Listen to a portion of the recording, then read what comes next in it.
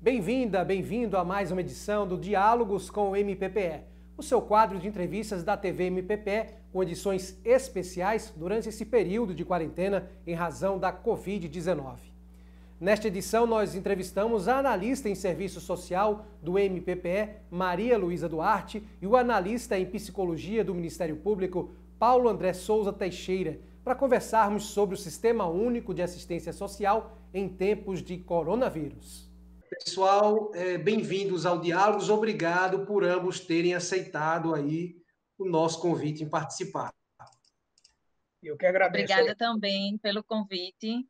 Vamos conversar com você, Luísa, perguntando de forma geral o que é o Serviço Único de Assistência Social, SUAS, e quando é que ele é criado, quando é que ele aparece? O SUAS, especificamente, ele é bem recente, né? Ele foi definido na legislação em 2011, mas a sua história é longa, porque, na verdade, desde o século XIX, né, com o crescimento dos centros urbanos, com a complexidade da vida na sociedade, que se discute qual o papel do Estado na proteção social de seus cidadãos. O Brasil, com a Constituição de 88, ele define essa proteção social, né, sobretudo a partir do tripé da Seguridade Social, que é a saúde, a previdência e a assistência social. E a assistência social, ela surge como uma política não contributiva e que deve atender a todos que dela necessitar. Um país como o Brasil, que tem índices que todos nós conhecemos, tão elevados de desigualdade, de precariedade nas condições de existência das pessoas, acaba tendo uma demanda grande com relação à assistência social, ou seja, tem muitas pessoas que não conseguem garantir os mínimos sociais básicos para uma condição de dignidade de existência. E aí é onde entra o Sistema Único da Assistência Social como uma resposta formal que o Estado estrutura no sentido de garantir que todo cidadão tenha o que é chamado na assistência social dos mínimos sociais, ou seja, das condições básicas de sobrevivência. Na nossa conversa hoje, né, pensando o Covid, pensando a pandemia pelo coronavírus, o que é que a gente observa? Apesar de tudo de complexo e difícil que é a pandemia, ela também traz algumas lições para toda a sociedade. Entre essas lições está o despertar, a percepção pública, né, do conjunto da sociedade para a importância da proteção social do Estado diante do cidadão. Hoje, a gente se preocupa muito com o crescimento, né, da contaminação no Brasil. Como será quando o vírus atingir as populações mais pobres e suas regiões, seus territórios de moradia? Qual é a capacidade real do Estado de responder às demandas crescentes que vêm não isoladas na questão de saúde, mas vêm intensificadas por dificuldade ou ausência de saneamento básico adequado, dificuldades ou ausência de moradias com condições de segurança, a própria questão da renda, né? Quem consegue estar em isolamento social? Quem tem alguma condição de renda, né? Então, o momento que a gente está vivendo, eu, como assistente social, espero que cresça uma percepção pública de que a assistência social ela é fundamental dentro de uma sociedade. Me diga uma coisa, quais são os serviços que estão dentro do SUAS e como é que fica o trabalho? Como é o trabalho de quem é formado em serviço social, dos assistentes sociais nesse tipo de serviço, principalmente agora que não está se tendo contato com essas pessoas que são acolhidas pelo programa? Bom, o SUAS ele foi construído inspirado no SUS, no Sistema Único de Saúde, que já tem uma tradição no Brasil muito mais larga e, ao mesmo tempo, já tem uma expertise dessa relação, de atender a população desde situações mais básicas a situações mais complexas. Então, o SUAS ele foi estruturado a partir de 2 níveis de proteção: a proteção básica e a proteção especial. A proteção especial ela vai se dividir em média e alta complexidade. Esses serviços, existem duas unidades, 2 serviços que eles são muito próprios do SUAS e que fazem parte, e cada vez mais farão, do cotidiano do Ministério Público e dos desafios que o MP tem com relação aos cuidados com a Constituição e com os direitos sociais, que são as unidades de CRAS, que são os Centros de Referência da Assistência Social, e as unidades de CREAS, que são os Centros de Referência Especializado da Assistência Social. Na proteção especial, a gente vai ter a média complexidade, que no âmbito da média complexidade estão os serviços que são executados dentro da unidade de CREAS, e a gente vai ter a alta complexidade, que são unidades próprias destinadas ao acolhimento de pessoas que, seja temporariamente ou seja de uma forma mais prolongada, estão com seus vínculos familiares já bastante fragmentados e, né, diria até que rompidos, né? Em algumas situações, inclusive, rompidos. Eu queria que você me dissesse como é que está, nesse cenário atual de pandemia, de isolamento, de pouco contato social, como é que está o desenrolar do trabalho de vocês e qual o cenário atual, especificamente em Olinda, onde você atua? O nosso, né, enquanto equipe interprofissional do Ministério Público, nós estamos trabalhando em regime de teletrabalho, e o nosso trabalho ele tem se voltado muito às articulações e os contatos com as instituições, né, com os serviços, checando, encaminhando, no caso de criança e adolescente, que é a demanda que eu mais atendo na equipe da Promotoria de Olinda. Nós temos, apesar de críticas e de questões relativas ao conselho, mas nós temos os conselhos tutelares.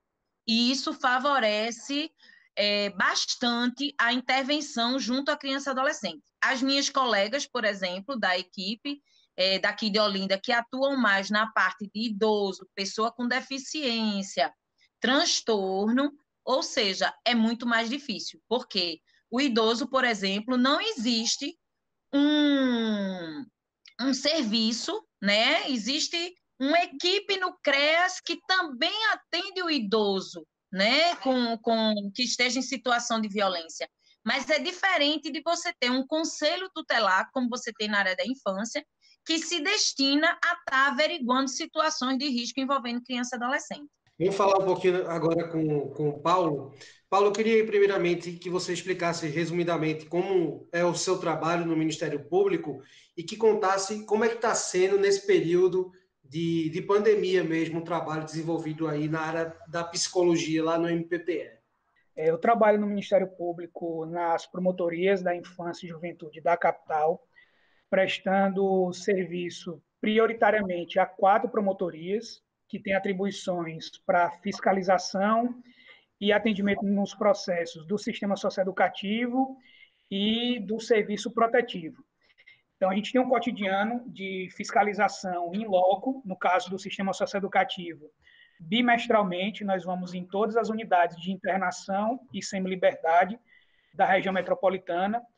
Também tem competência para fiscalização do meio aberto, que são os programas de liberdade assistida e prestação de serviço à comunidade, isso no âmbito do sistema socioeducativo.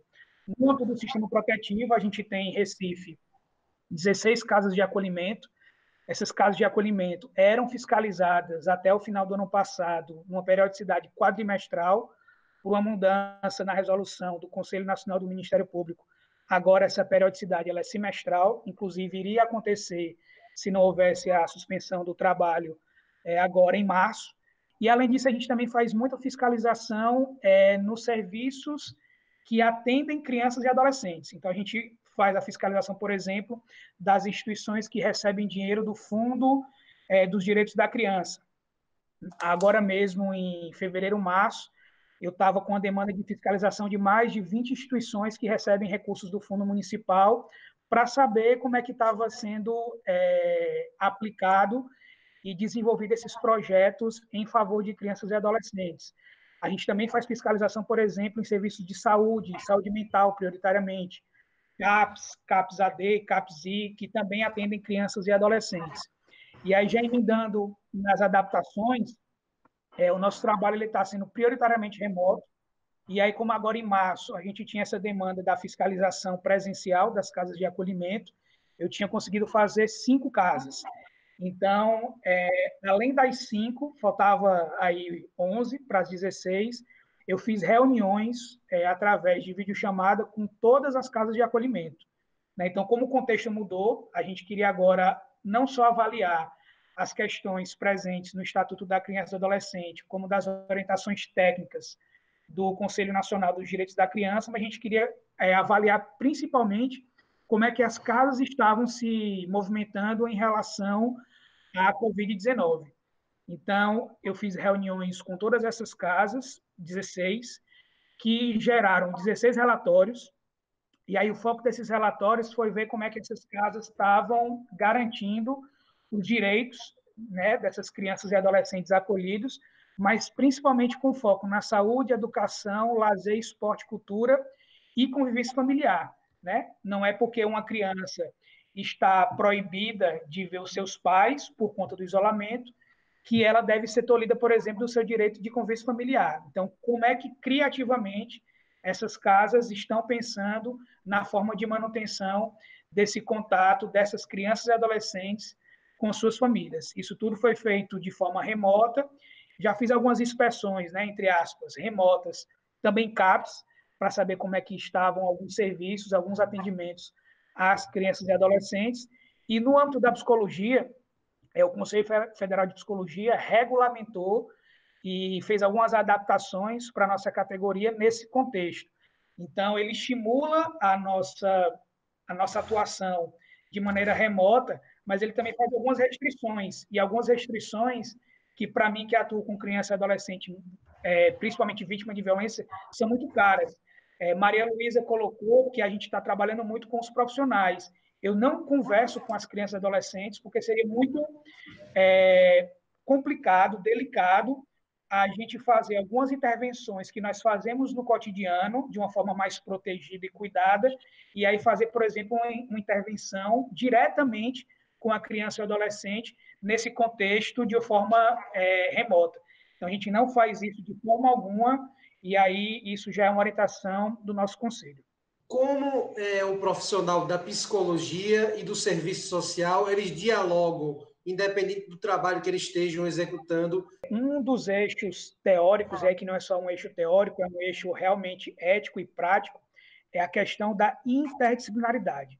Né? A interdisciplinaridade é um direcionamento de trabalho em que a gente, a partir da diversidade de entendimentos sobre uma determinada realidade, a gente vai costurando compreensões sobre aquela determinada dinâmica. Então, eu e Maria Luísa, por exemplo, a gente tem muita experiência de fazer inspeções conjuntamente em unidades da FUNASB, né, unidades de internação e de semi-liberdade. Essa resolução do Conselho Nacional do Ministério Público, ela sinaliza que, por exemplo, a fiscalização das unidades de acolhimento, elas deveriam ser assessoradas por psicólogos, assistentes sociais e pedagogos. A interdisciplinaridade é essa possibilidade concreta de sair algo muito mais rico a partir de uma leitura diversificada de uma mesma realidade. A doença falciforme é uma doença de origem hereditária de grande prevalência no Brasil e no mundo, sendo mais frequente entre a população afrodescendente.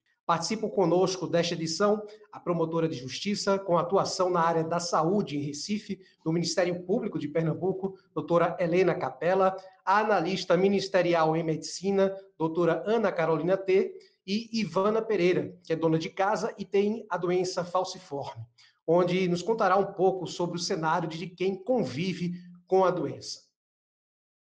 Sejam todas muito bem-vindas ao Diálogos, obrigado por terem aceitado o nosso convite. Para começar justamente, eu queria começar com a doutora Ana Carolina T., analista de medicina lá do Ministério Público de Pernambuco. Doutora, explica para a gente um pouquinho, dá uma contextualização, um histórico da doença falciforme. A doença falciforme, ela na verdade, é um conjunto de doenças, de síndromes, que se caracterizam pela falsização das hemácias, ou seja, a hemácia que deve ter um formato arredondado, fica com aquele formato de foice. E aí, dependendo do grau de alteração genética, as pessoas podem ter a anemia falciforme, que seria a prevalência dessa hemoglobina alterada em maior quantidade, e aí com sintomas mais intensos, mais floridos, e outras doenças como talassemia S ou apenas o traço falciforme, se a alteração genética for mais leve, digamos assim, né? A gente fala de homozigose, heterozigose, dependendo se os dois genes estão com a mutação ou não. E aí isso vem da mistura dos genes do pai e da mãe, né? É uma doença recessiva, então significa que de uma prole de uma família, se pai e mãe estiverem acometidos com um traço falciforme, existe 25% de chance de a cada gestação aparecer um filho com anemia falciforme, homozigoto. Doutora Helena, a senhora coordena atualmente o GT Racial do Ministério Público de Pernambuco, que cuida justamente de questões envolvendo a população negra, e a saúde da população negra é um dos temas lá assegurados no GT. Eu queria saber como é que surge a intenção justamente dentro da parte da saúde, da promotoria lá daqui da capital que a senhora atua, como é que surge essa questão, essa demanda da doença falciforme? Houve uma demanda na promotoria de saúde do Iala Cage, que é uma organização não governamental formada por mulheres negras, no sentido de que que fosse implementada a política nacional de atenção à saúde da população negra. E uma das questões tratadas, uma das diretrizes dessa política nacional, que também nós temos aqui no estado de Pernambuco, através de lei, também através de decreto, a política estadual de atenção à saúde da população negra, é o combate, a detecção e o combate à anemia falciforme. Não só o combate, mas o tratamento da doença. Então, isso chegou na promotoria de saúde em 2009, foi instaurado um inquérito. Esse inquérito durou vários anos e dentro desse inquérito foram obtidas várias ações da Secretaria Estadual de Saúde de Pernambuco, no sentido de que tanto a detecção da doença fosse feita precocemente através do teste do pezinho, que quando o inquérito foi iniciado, cerca de 69% dos municípios do estado de Pernambuco faziam o teste, na realidade é a coleta do material que é enviado para o estado para que o LACEN faça a leitura. E então 30% dos municípios de Pernambuco não faziam essa coleta. E aí, ao final do inquérito, 100% dos municípios fazem a coleta e a leitura é realizada. E com essa detecção precoce, o tratamento também é dado de forma precoce. Outras ações surgiram dentro do inquérito, junto com o EMOP, que é o centro maior de tratamento nessa questão.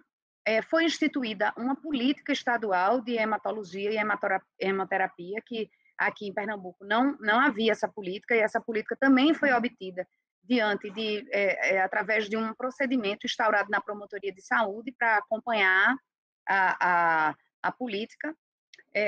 Dentro dessa política, há a descentralização do atendimento às pessoas com anemia falciforme, que, de início, o EMOP centralizava todo o atendimento, tanto os casos primários e secundários, e não só os terciários, como deve ser feito. Isso acarretava uma superlotação nesse centro de saúde, nessa unidade de saúde, prejudicando, inclusive, a qualidade da assistência prestada às pessoas com anemia falciforme. Ivana, primeiro eu queria que você me dissesse quando você foi diagnosticada com a doença falciforme e que sintomas, assim, uma pessoa que tem a doença, ela, de fato, ela sente, né? A gente viu aí a dor, conviver com dor.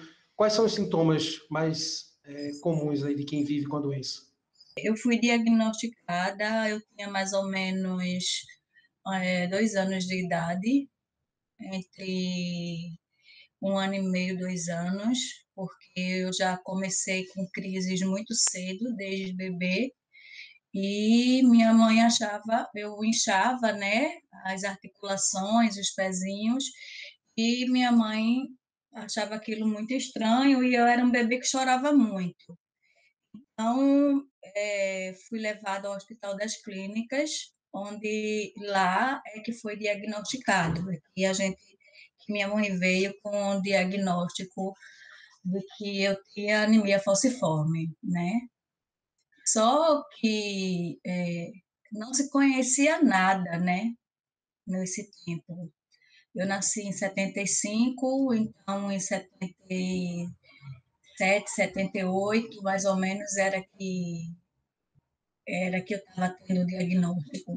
E hoje eu me vejo numa situação de que eu não consigo fazer nada a não ser ficar na cama, porque qualquer movimento, qualquer coisa que eu faça, eu sinto dor, né? E é complicado. Não, é complicado você estar na crise, né? Porque a crise te traz uma dor que eu escutei esses dias uma palavra que demonstrasse mais ou menos o que eu sinto, que foi a sensação de esmagamento. Então, quando eu escutei isso, eu me identifiquei com a dor que eu sinto. Eu queria perguntar agora para a doutora Ana Carolina, e se de fato a doença falciforme ela é diagnosticada nos primeiros anos de vida ou pode ser tardiamente também diagnosticada, não apresentar as primeiras manifestações, a primeira manifestação clínica não ser nos primeiros anos de vida. A forma de diagnosticar mais precoce da anemia falciforme é o teste do pezinho. Então, o teste do pezinho, que é obrigatório no Brasil inteiro, ele tem que incluir a detecção da hemoglobina falciforme para que esse diagnóstico seja dado ao nascimento. O que é que acontece quando essa triagem neonatal falha? A criança começa a desenvolver sintomas e, em geral, é exatamente em torno de 6 meses até 2 anos de idade, né? Varia, lógico, de acordo com a gravidade da doença, mas nos primeiros 6 meses já é possível se suspeitar de anemia falciforme por causa da dor. O bebê é um bebê que chora muito porque ele sente dor e podem ocorrer os fenômenos vaso-oclusivos, né? As obstruções dos pequenos vasos que fazem com que surja essa dor e tromboses. Mas o principal sintoma, sem dúvida, é a dor. E é difícil diagnosticar quando não se sabe. E isso gera uma angústia muito grande nos pais. Se não for diagnosticado com o teste do pezinho, se não for feito o teste do pezinho, com esses sintomas, se houver a suspeita clínica, é possível fazer um exame de sangue na criança, que é um exame muito simples, a eletroforese de hemoglobinas, que vai dar o diagnóstico preciso. A doença é pouco difundida, a doença é negligenciada, né? Você não vê propaganda na televisão, campanhas, alertando as pessoas para isso. Então, uma pessoa pode ter traço falciforme, casar com outro que tem traço falciforme e não saber que pode ter um filho com. E também saber que pode fazer um planejamento familiar adequado. Existia uma coordenação, através da Secretaria Estadual de Saúde do Estado, que existia uma coordenação de atenção à saúde da população negra. Eu queria, para justamente pôr em prática o que mais tarde, naquela época ainda não tinha sido assinado, a questão do protocolo da saúde da pessoa negra aqui no Estado, mas eu queria saber, doutora Helena, se essa coordenação ainda existe e se de fato está sendo cumprido esses exames aí na época, sobre que a doutora Ana falou, sobre a eletroforese de hemoglobinas, que é para o pré-natal das gestantes. Conversava com a doutora Ana Carolina, trocando umas ideias do porquê da dificuldade da realização desse exame de eletroforese, que é o exame que detecta na gestante se ela tem a doença, porque a gestação com uma pessoa com essa doença é uma gestação de risco. E, na época dos procedimentos de investigação que cobravam aí a implementação da política, Recife, além de Recife, apenas Jaboatão e Olinda realizavam esse exame da eletroforese.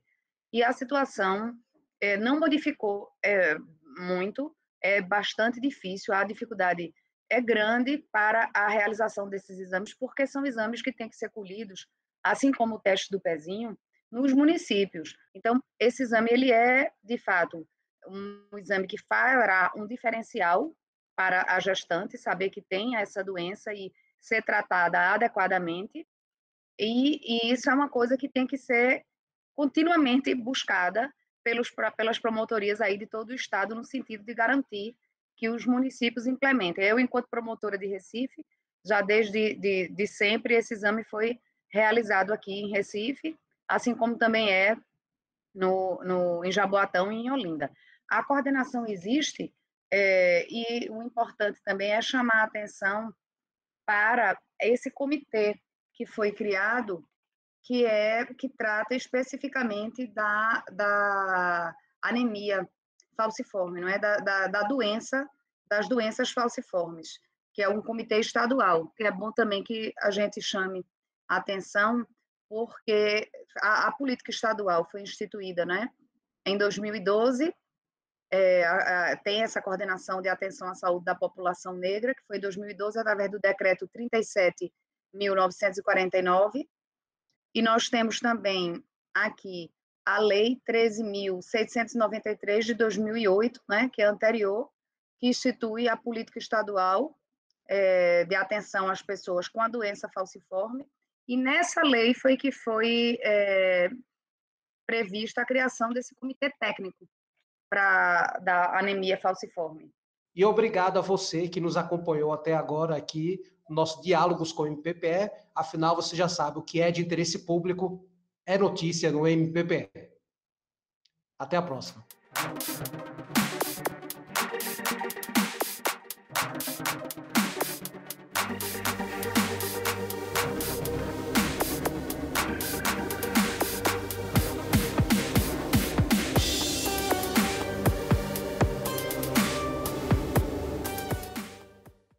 Ministério Público de Pernambuco.